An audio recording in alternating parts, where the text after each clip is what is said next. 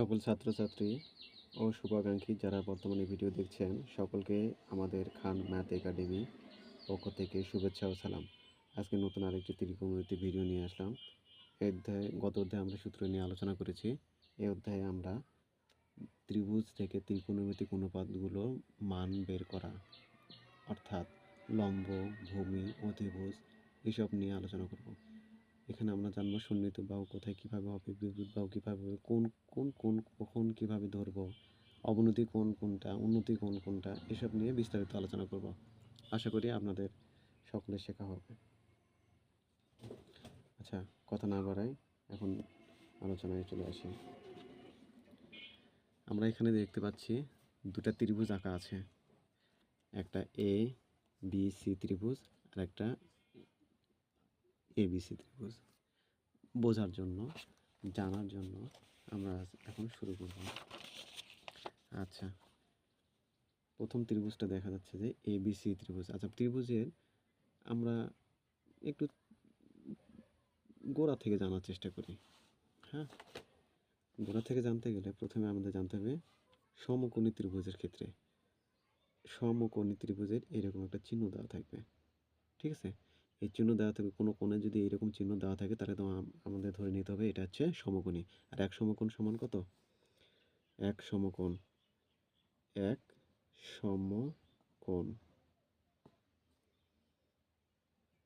কোণ সমান 90 ডিগ্রি। এটা জানতে হবে, এটা আমাদের জানা মান। এক সমকোণ সমান 90 ডিগ্রি, এক সমকোণ সমান 90 ডিগ্রি। আচ্ছা, এখন বিষয় হচ্ছে আমাদের কোথায় কি কোন কোন সেটা আমাদের নির্ণয় করব। আচ্ছা, আমাদের সমকোণী ত্রিভুজের, আচ্ছা প্রথম থেকে আরো দেখা যাচ্ছে যে পিথাগোরাস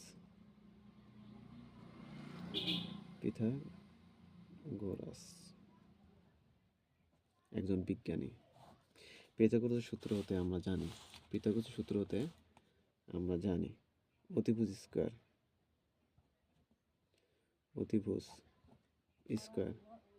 ইকুয়াল টু লম্ব, আমি একটু সংখ্যাও লিখলাম, লম্ব স্কয়ার প্লাস ভূমি স্কয়ার। ঠিক আছে, অতিভুজ স্কয়ার ইকুয়াল টু লম্ব স্কয়ার প্লাস ভূমি স্কয়ার। আমরা যদি এই ত্রিভুজ অনুযায়ী লিখতে চাই, তাহলে অতিভুজ কি আছে? A C square equal to A B square plus B C square. এটা হচ্ছে আমাদের জানা হলো। আর আমাদের অবশ্যই জানতে হবে সবসময় যে সমকোণী ত্রিভুজের ক্ষেত্রে সবথেকে বড় যে বাহু, বৃহত্তম বাহুটা হচ্ছে অতিভুজ। এই বৃহত্তম বাহুটা হচ্ছে অতিভুজ। এই ত্রিভুজ এবিসি ত্রিভুজের এসি হচ্ছে সবথেকে বড় বাহু, তাহলে এটা হচ্ছে কি, এটার নাম হচ্ছে অতিভুজ। অতিভুজ।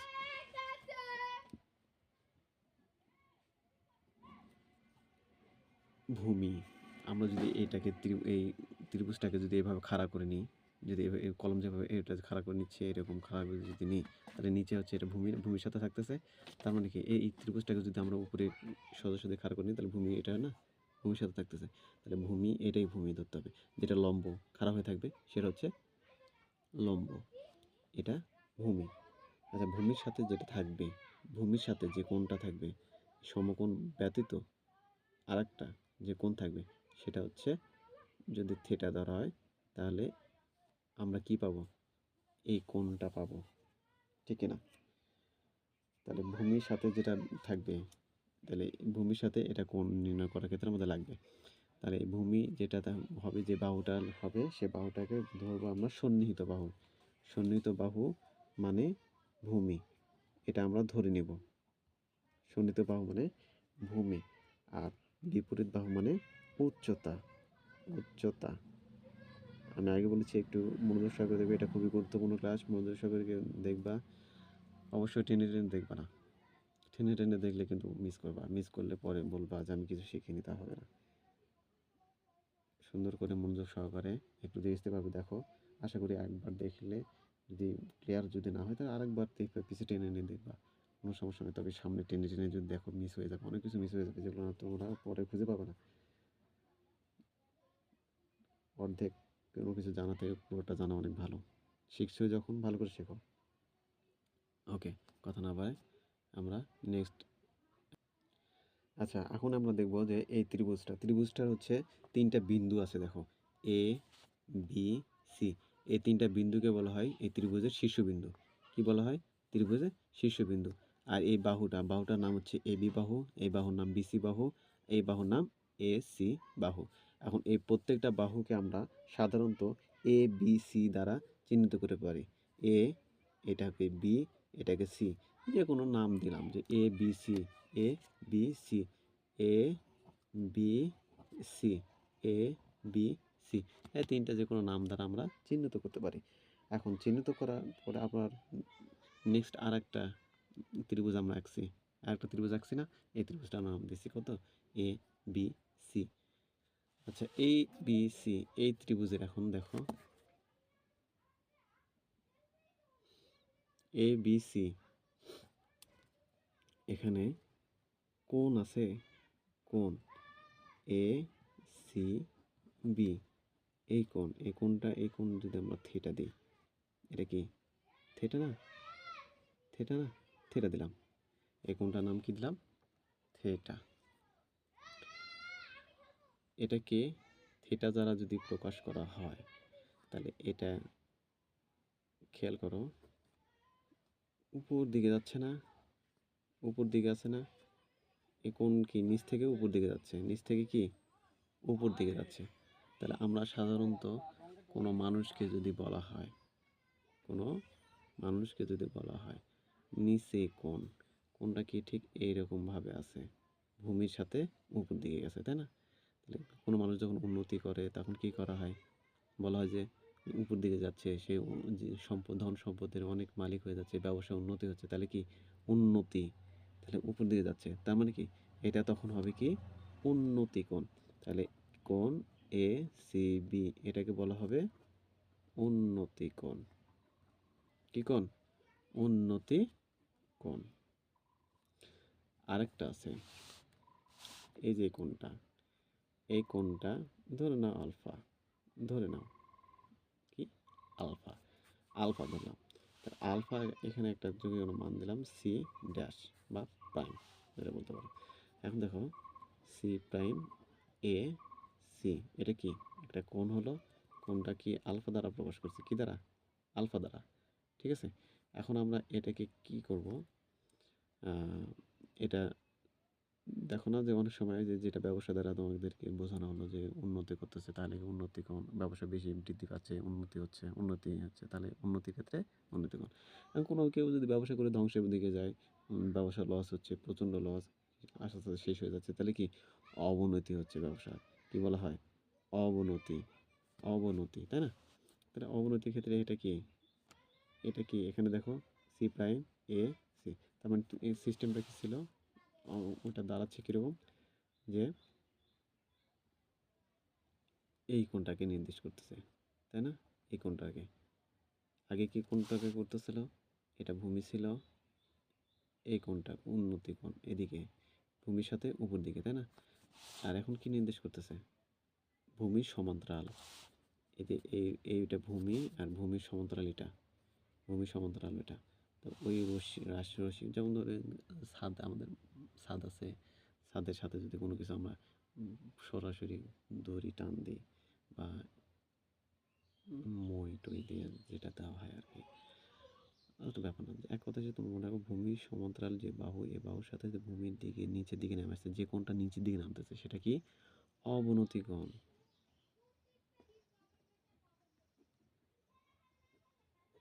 অবনতি কোণ, এটা আমাদের মনে রাখতে হবে। তাহলে উন্নতি কোণ কি দাঁড়াচ্ছে? যেটা উপর দিকে যাচ্ছে সেটা উন্নতি কোণ, যেটা নিচ দিকে আসতেছে সেটা হচ্ছে অবনতি কোণ। এখন আমরা নতুন আর একটা শিখবো, সেটা হচ্ছে দেখো কোনো একটা রশ্মি, ধরে নাও এটা একটা রশ্মি, নাম কি?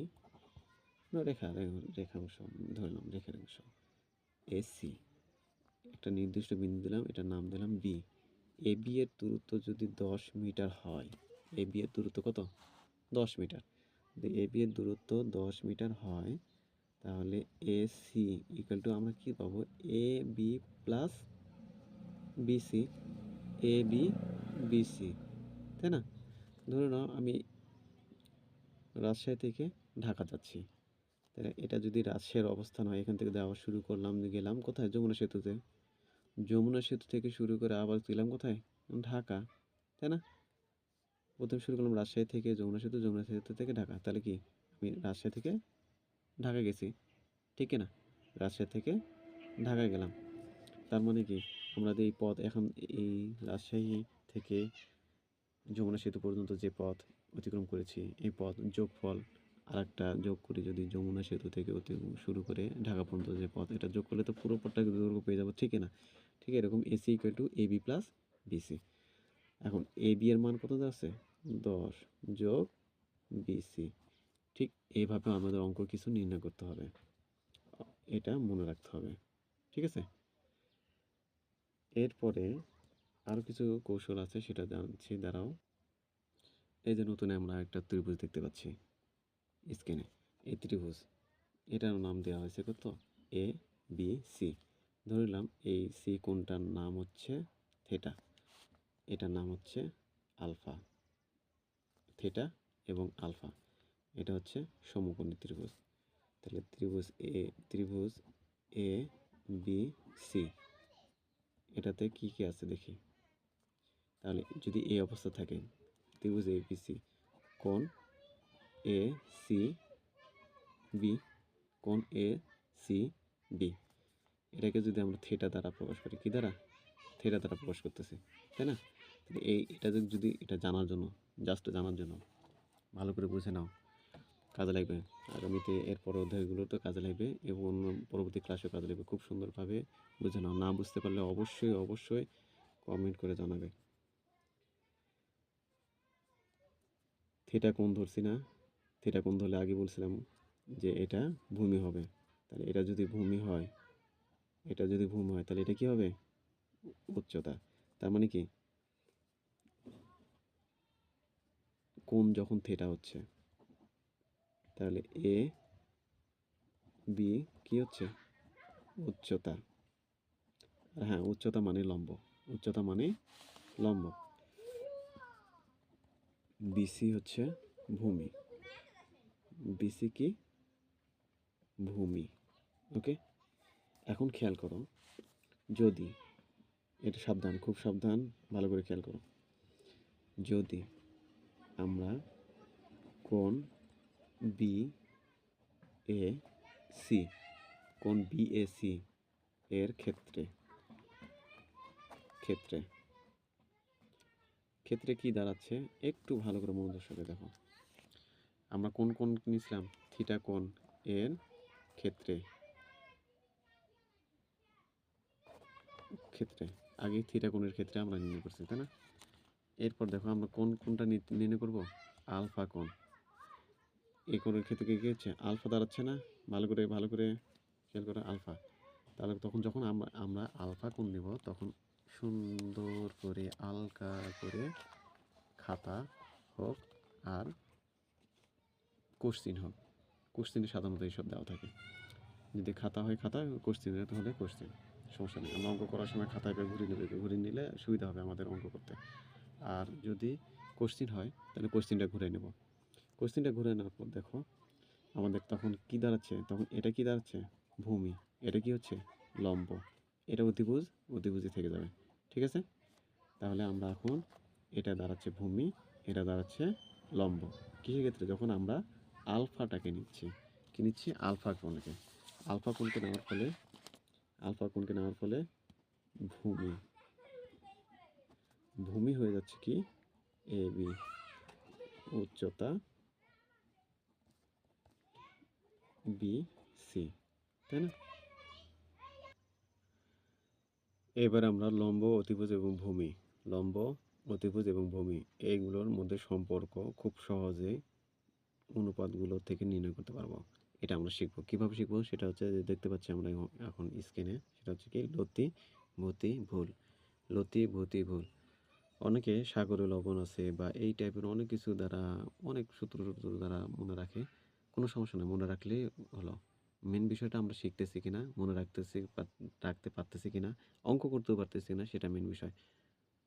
কে কিভাবে মুখস্থ করতেছে কোনো ম্যাটার না, কোনো কিচ্ছু যায় আসে না।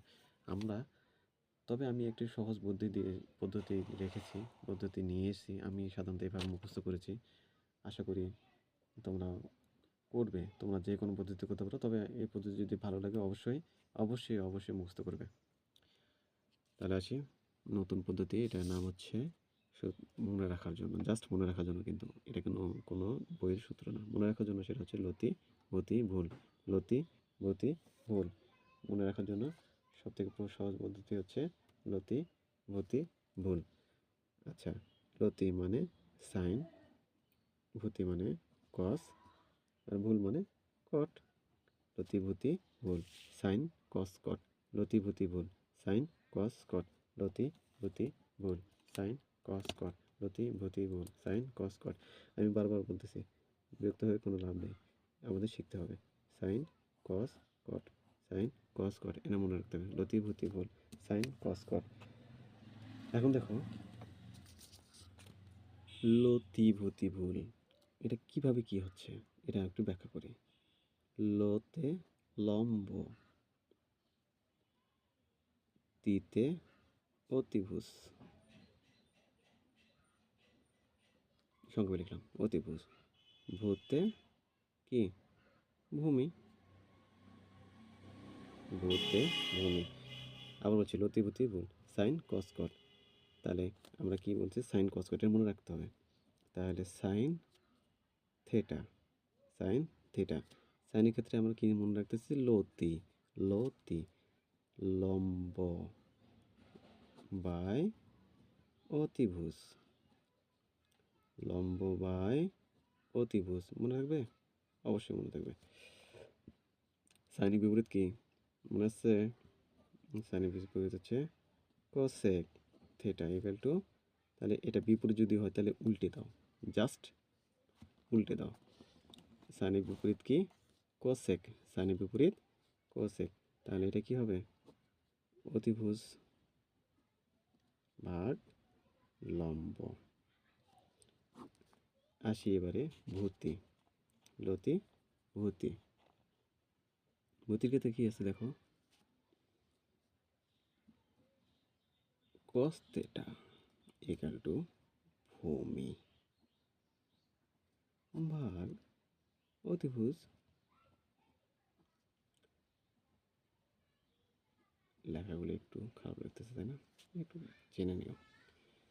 হাতের লেখা সবার সমান না, আমার হাতের লেখা তো অতটা ভালো না, আমি নিজেই বলছি। আচ্ছা, কসের বিপরীত কি মনে আছে? সেক থিটা, গুড, যাদের মনে আছে তাদেরকে ধন্যবাদ। তাহলে কসের বিপরীত সেক থিটা, তাহলে সেক থিটা কি হবে, অতিভুজ ভাগ কত, সংখ্যা লিখলাম অতিভুজ, ঠিক আছে। ভূমি, ভূমি। লাস্ট কি আছে, ভুল, বলতে কি আছে কট। তার মানে কি একইভাবে আমরা আগে যেগুলো লিখলাম কট থিটা ইকুয়াল টু ভূমি বাই লম্ব, ভূমি বাই লম্ব। কটের বিপরীত কি ট্যান, তাহলে ট্যান থিটা ইকুয়াল টু লম্ব বাই ভূমি। কি সহজ না? আশা করি অবশ্যই সবার কাছে সহজ লেগেছে। যদি সহজ লেগে থাকে আমাদের চ্যানেলের সাথে থাকবে, সাবস্ক্রাইব করে রাখো। পরবর্তী ভিডিওগুলো আসবে যেগুলো তোমার কাজে লাগবে, তুমি সহজে অন্যান্য অঙ্কগুলো সহজে করতে পারবে। সাবস্ক্রাইব করে রাখো পরবর্তী আরও ভিডিও পাওয়ার জন্য। সকলে লাইক কমেন্ট এবং শেয়ার করে রাখো, যাতে অন্যান্য ভাই বোন ছাত্রীদের শেখার সুযোগ করে দাও। আগামীতে আরও কোনো নতুন কিছু শিখবো এই আশা ব্যক্ত রেখে আজকের মতো এই ক্লাস শেষ করছি। শুভ দিন।